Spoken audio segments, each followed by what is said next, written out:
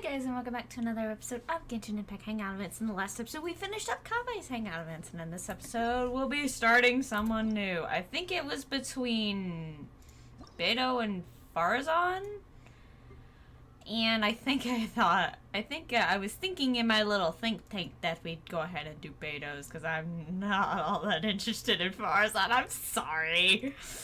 Let's start Pirate Mummies. Let's start Pirate Mummies. And see what she has for us to see.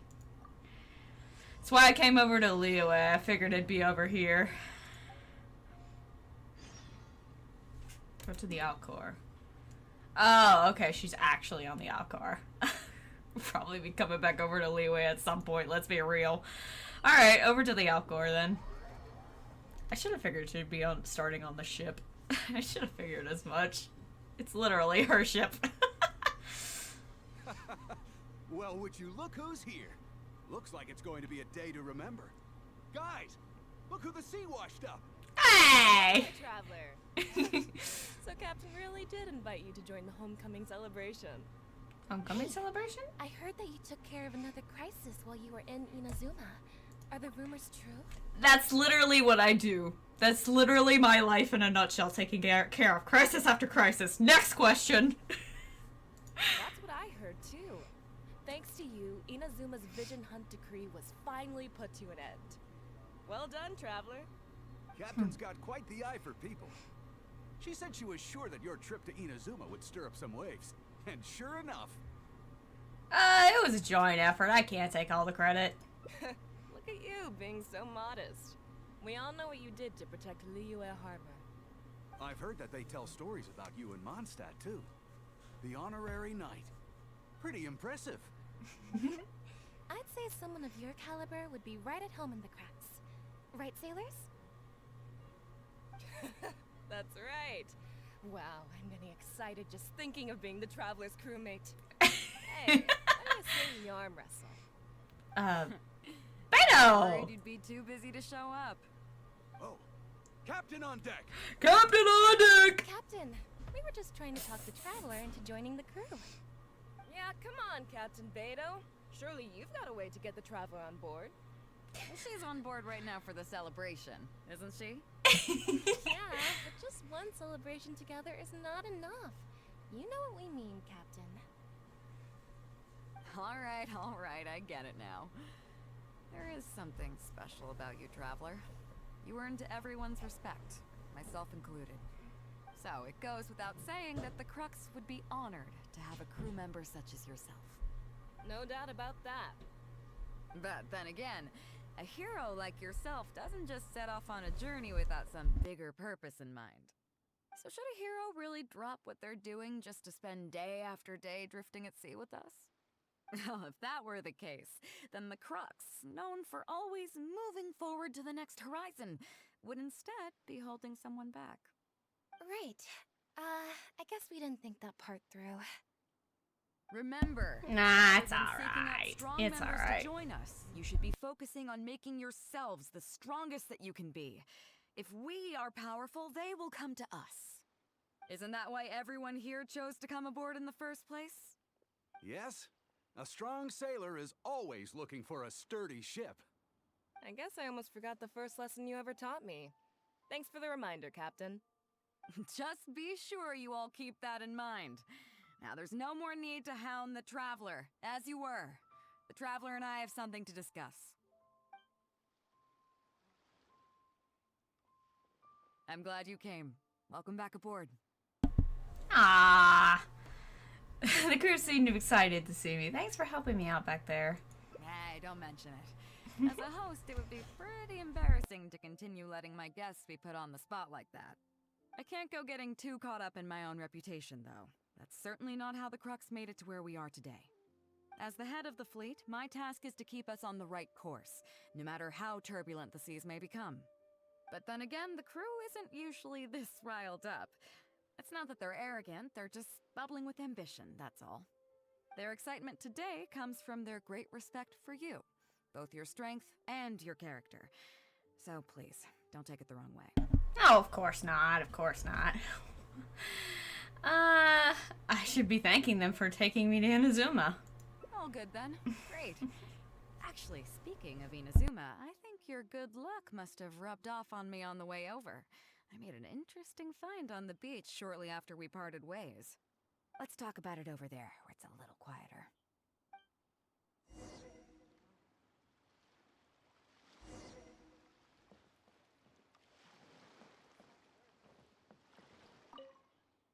So after we dropped you off in Rito, we found a shipwreck nearby.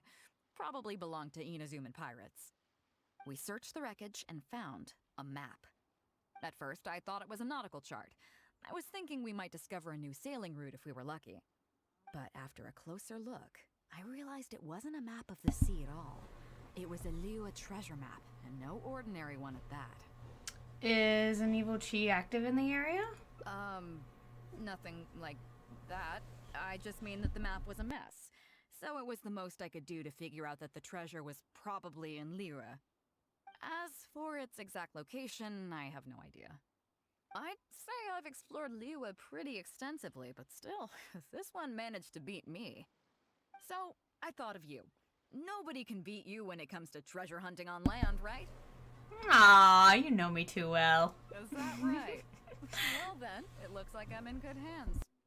Here's the map. See what you can make of it. So, where do you think it is? Oh, I wish I could take another look at it now. I'm guessing it's Qingche Village, just very badly drawn. I guess these lead to two different routes or two different branches you can get, but I'm gonna go with the Qingche Village one first. Qingce Village? I don't see the resemblance at all. How'd you come to that conclusion? Qingche Village has a lot of terraced lands, which seems to match up the contour lines on the map. Oh, okay then. I'm definitely a rookie at this. But your word's good enough for me. Time for a trip to Qingce. You're coming with me, of course. I'll need you to help me zero in on the specific location once we're there.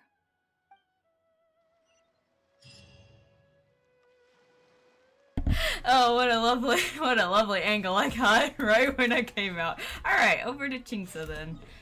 Over to Qingce then.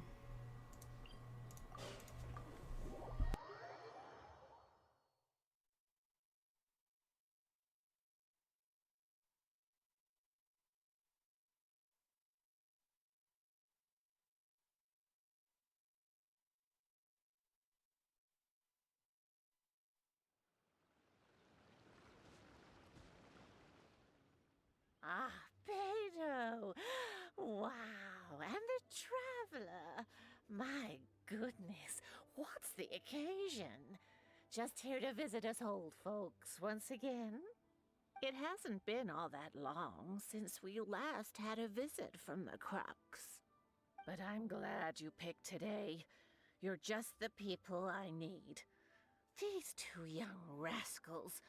They've been arguing with each other non-stop about some petty nonsense or other. I'm too old to get through to them. They won't listen to me. Please, talk some sense into them. Rest assured, Granny Zhuoshin. Whatever the situation is, the Traveler and I will take care of it. Oh, thank goodness. It's Captain Beidou. You couldn't have come at a better time. You're the voice of reason I need in this situation. Captain, please, help me get justice. Whoa, hey. What exactly is going on here? Spit it out. Tell me everything. Like, explain first, please. Just talking about it. G here, I don't know if he's got a screw loose or what his problem is. But anyway, he took it upon himself to raise, well, practically a whole army of finches, okay? And now guess what? They fly onto my land and completely destroy at least half of my crops. I asked him to pay compensation, but he refused. Now how is that fair? Captain, I'm innocent. They're not even my finches. I just thought they looked kind of cute, you know, so I fed them a couple of times. They're wild birds, though. A couple times? Are you kidding me? That's rich. Really rich. There were 2 of them when you first started. 2 finches. Now you have a whole roof full of finch nests. I swear, every time I come by your place, I think I'm at a bird market. I'm telling you, you are not gonna get away with this anymore. So, yeah, I mean, they laid a few eggs, made a few nests, but finches got a finch, you know? Finch has got a finch! Oh my god. So that's how it is. I think I got the picture. What's your take?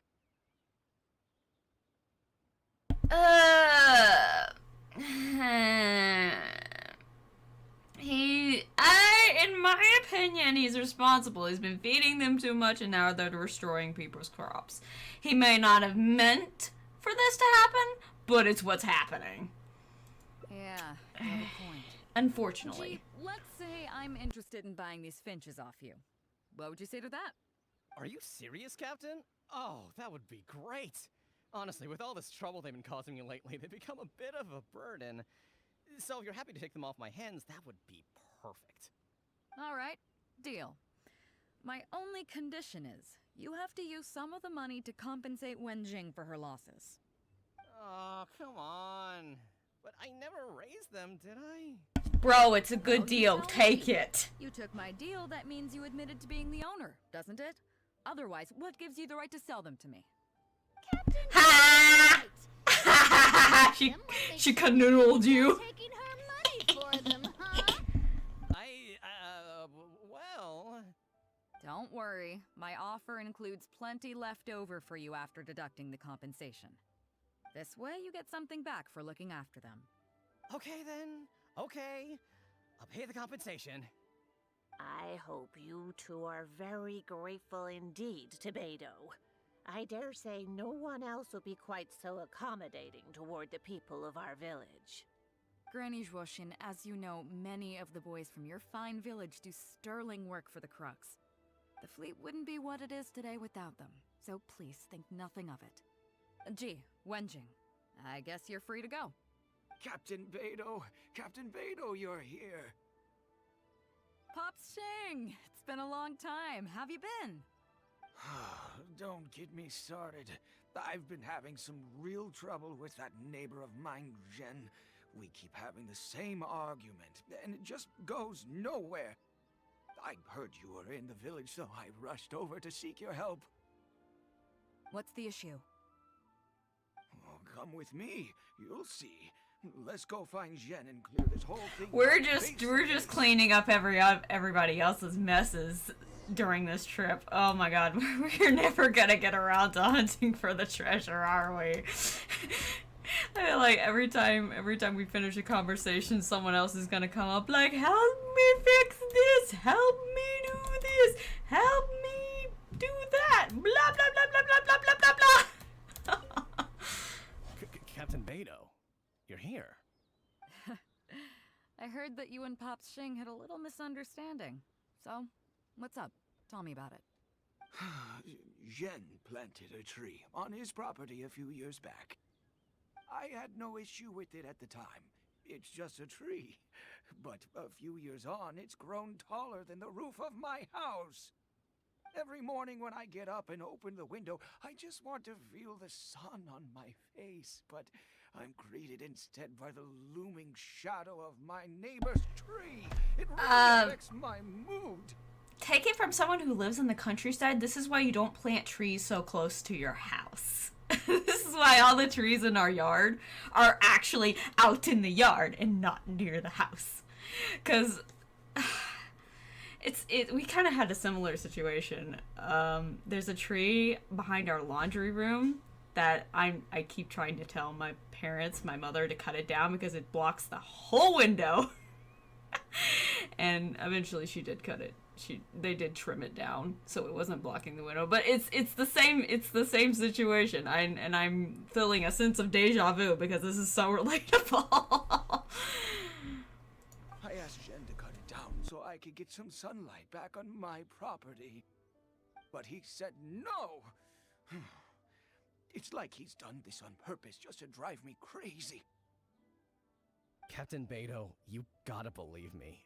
I didn't intend to block the sunlight, but there's nothing I can do about it now. It's not just any old tree, you see. That tree was planted there by my late father. Not long after he planted it, he passed away. And just before he passed, he left me with some parting words. He said our family's fortune was inauspicious and we needed something to suppress the bad luck. That's what he planted the tree for. How can I just chop it down? I'll be honest, I spent a few years studying in Liyue Harbor, so I don't actually share his superstitious beliefs. But still, that doesn't change the fact that this was my father's dying wish. Okay, I think I'm all clear on the situation. What are you thinking?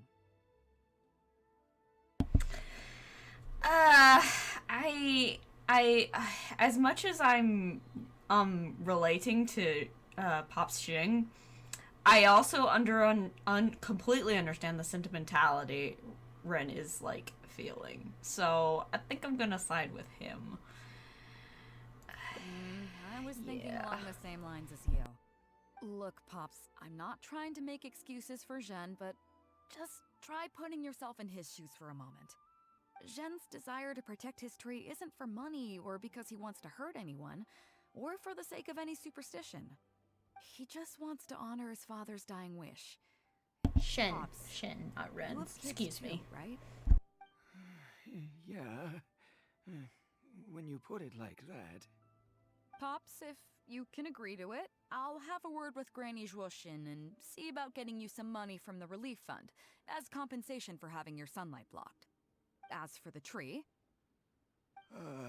That sounds good to me. Whatever you think, Captain Beidou. The tree can stay. Some compensation would make me feel much better about the whole thing. Thank you, Captain Beidou. And thank you for understanding Pops Xing. I'll make sure to trim it back when I get home to let some more light through. It'll be such a relief not to have to worry about this anymore. On a separate note, I remember the Crux last visited the village not very long ago. Is there some special reason why you're back in person so soon? Nothing all that special, just personal reasons. I'm looking for some treasure. Huh? Treasure? Wait a second. That reminds me, I saw Chongping and Defu arguing in the fields earlier.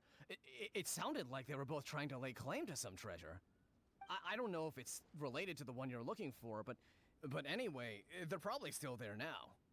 Really? Okay, well, you and Pops Xing can go about your business now. I'll go see what the situation is.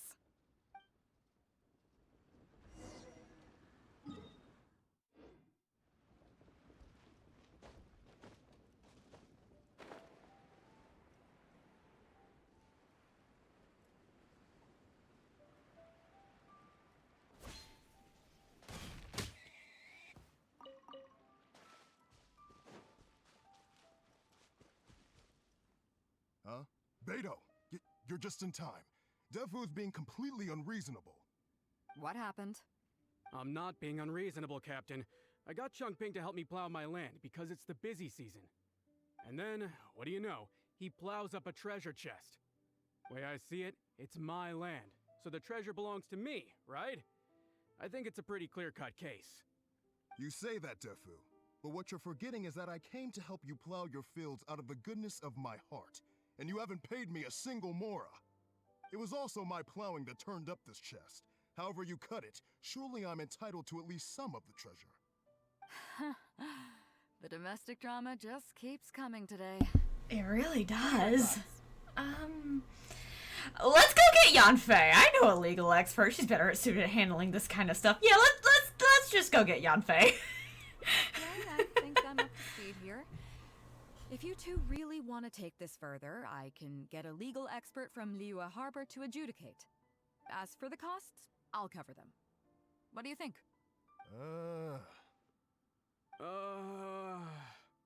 You sound so unsure now. About this course of action. Okay, so plan B. No, I'll be straight Yanfei. with you. Aw. The reason I came here today was to look for some treasure.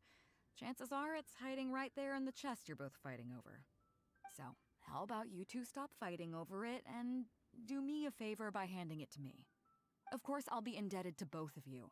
If either of you ever needs anything in the future, the Crux will not hesitate to lend you our support.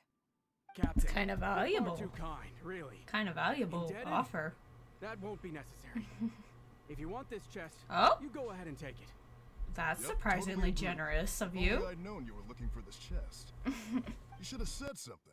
I would have delivered it to you personally to save you the trip. It seems like it's been quite a busy day for you, helping us settle all our little quarrels. Come on, let's go to the village. I'll rally the masses. We'll get some good food and good drink and have a good old get-together. Don't worry about the chest. I'll carry it over.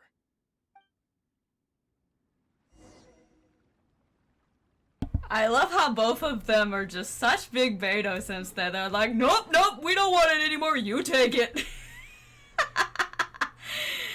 Oh my goodness.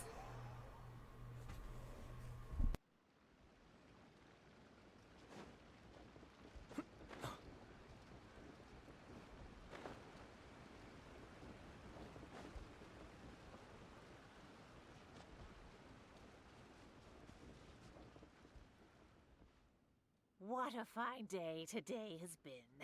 Beidou has solved an awful lot of problems in our village. She sure has. Without Captain Beidou, that compensation payment would have bankrupted me. Yeah, and if it weren't for Captain Beidou, I'd still be arguing with Pops Xing. Here, here. We have plenty to thank Captain Beidou for, I'm sure. I propose a toast in her honor. To Captain Beidou. Cheers! I couldn't ask for more than the chance to get everyone together and drink to our heart's content. Cheers!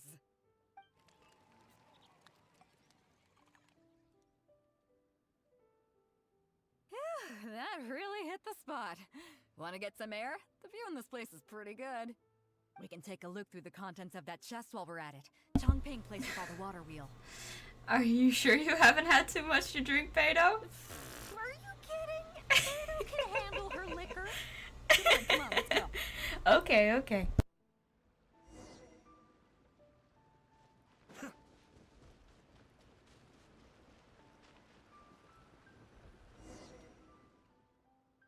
So, I've been thinking. Everyone seems to trust me enough to let me have the final word on their disputes. But don't you think some of my solutions can be a little stupid? You can laugh, I don't mind. Take Chongping and Dufu's wrangling over that chest, for instance. Beidou, you literally agreed with everything I suggested. Why would I think your suggestions are stupid? You literally agreed with everything I said. I had no clue who it should belong to, so I just came up with this stupid idea of taking it for myself. At least that way, neither of them would feel like it was unfair. But, I mean, I'm no Ningguang. I can't make a perfect deal every time. And I'm no Yanfei either. Not all my judgment calls are going to be 100% fair and square. I am Beidou, and my strength is in trading favors. There's nothing wrong with that. So the captain of the Crux just hands out favors to everyone all the time? You think I should be more selective? Some people think their favors are so valuable that they need to plan out how and when to use them to maximize the return on their investment. They view the favor as a bargaining chip. Others see doing favors as a burden, not worth anything in monetary terms and prone to getting you locked in a cycle of constantly returning the favor back and forth. But the way I see it, favors are what keep people connected to one another. Over thousands of years, the people of Liyue have created bonds between each other by doing someone a favor here and asking for a favor there. This means that no individual is truly on their own out there. When someone falls down, there's an invisible net made of human connections, waiting to catch them and get them back on their feet. Over the years, I've come to owe favors to a great many people, and many other people have come to owe me one. These are the countless bonds between us, like so many fish in the sea. And they're the reason that the Crux and I have survived the countless hardships we faced. I believe that if there ever comes a day when the world is overrun by monsters, Liyue's legal system collapses and the land is thrust back into an age of war, it's these bonds that will see us all through the dark days ahead, until we come out on the other side. So the reason you asked for my help with finding the treasure today was so that you could owe me a favor? I'm not saying that. But either way, we have a pretty firm bond between us already, don't you think? Was this wind brewed in a winery? It's making me lightheaded. I feel like I'm forgetting something. Something we were literally just talking about.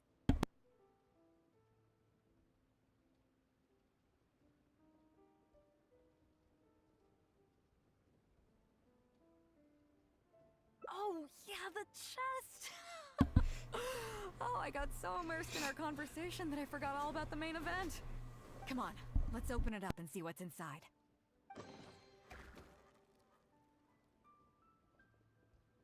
Okay, that's gross. That's gross. That's it. A whole lot of nothing. It's not exactly what I was looking for. But you know what? I don't care. The fun part was going on a treasure hunt with you. Come on, let's get back to the party.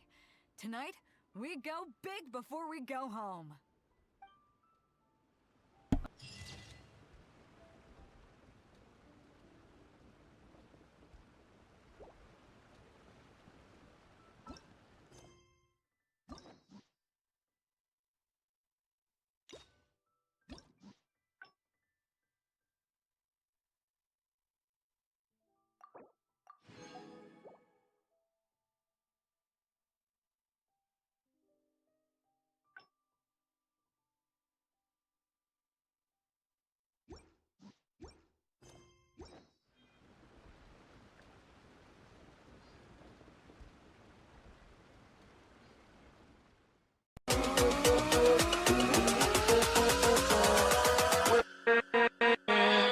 With